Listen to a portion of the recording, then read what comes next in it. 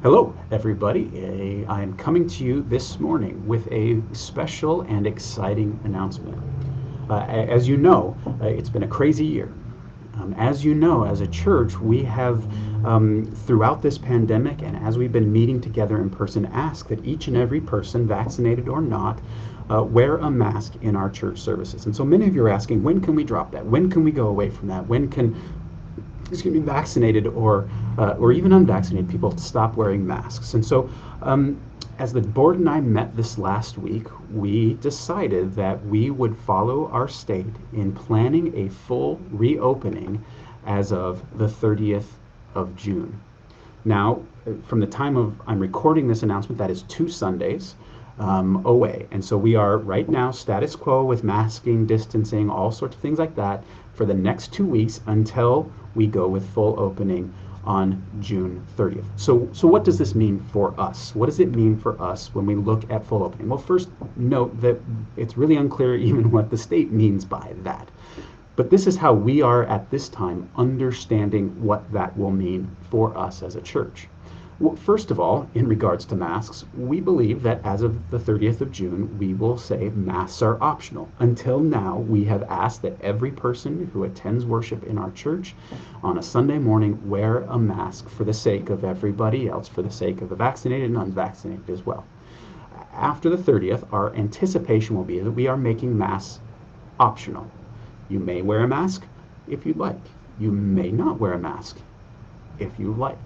But they are optional and we are no longer going to require them. Second, this means that we will be trying to return and beginning to return to pre-pandemic programming. This means things like Sunday school and children's church, small groups, men's, women's ministry, things like that have now the potential to begin again.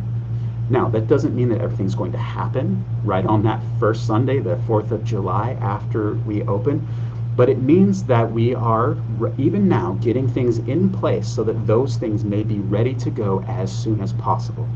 So right now we are making sure we have enough teachers for all of our Sunday school classes, for our programming, for children's church, making sure that the nursery is staffed. Getting all those things in order so that we can get going again. This has been an ongoing process. But it takes a lot to get things rolling again. So we are looking for teachers for some Sunday school classes, both adult and kids. We are looking for teachers for children's church. We're wanting to make sure we have security and check-in and all the things that ensure, in as much as we can, that this is a safe environment for the least vulnerable among us. Whether we're meeting in Sunday school or not, we want to make sure that we do all we can to protect the most vulnerable. This means making sure we have background checks on those folks who are working with kids. So we're getting all of that going, and that has been an ongoing thing for a while now, but that will be kind of rolling out. And so if you'd like something to come back that you have been doing or leading for that matter, please come and talk to us and we will discuss whether or not we can do that. But right now we are assuming that we will be able to do those things again following June 30th. The third thing is that we no longer will have a capacity limit in our sanctuary. So we've been operating at 25% capacity. Fortunately, it hasn't been a huge deal for us, and we haven't gone much over that, but now we have no capacity limit in our services. Invite friends, right? No capacity limit. And fourth, we will be allowing coffee refreshments again, serving that.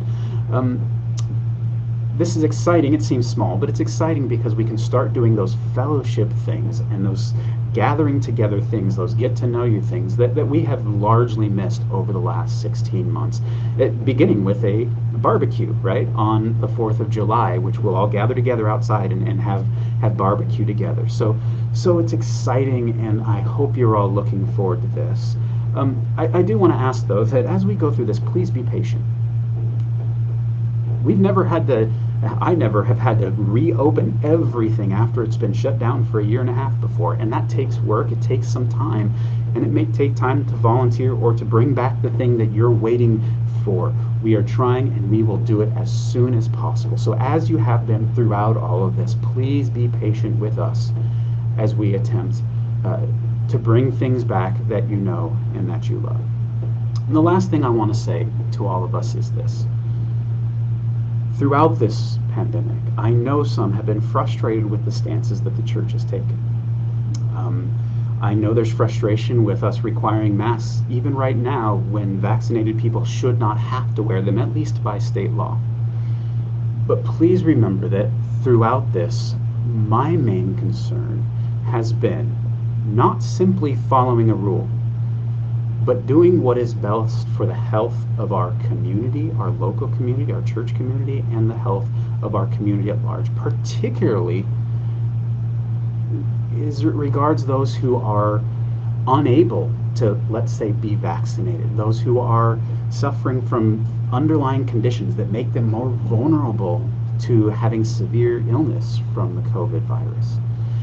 And so as we move into a different phase, please let us not just throw off all restraint, but let us continue on in a spirit of love and of care, not simply for our own liberty, but for the liberty of those around us and the care of those around us. And so I want us to keep Philippians 2, 3 through 4 in mind. And here Paul addresses the Philippians and says this to them: do nothing for selfish purposes, but with humility think of others as better than yourselves.